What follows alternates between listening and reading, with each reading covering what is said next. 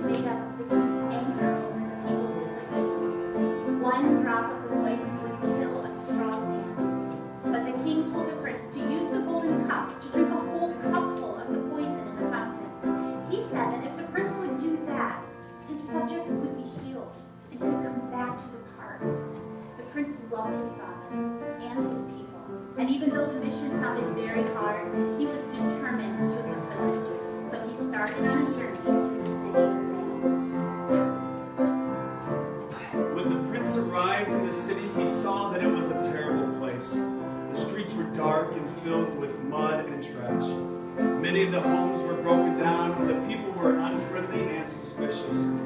Someone recognized the prince as the son of the king of life. Because they no longer loved the king, they shouted curses at him, spat at him, and taunted him. Some even tossed rocks at him or slapped him as he passed. Finally, the prince entered a great plaza, and standing by the fountain was a man in a dark cloak.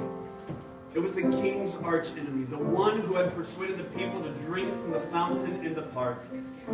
The prince approached the fountain. Without saying a word, he took out the golden cup his father had given him and held it out to the man. With a cruel smile, the man filled the prince's cup with the water from the fountain and gave it to the prince. The angry people of the city gathered around the fountain come to see what would happen.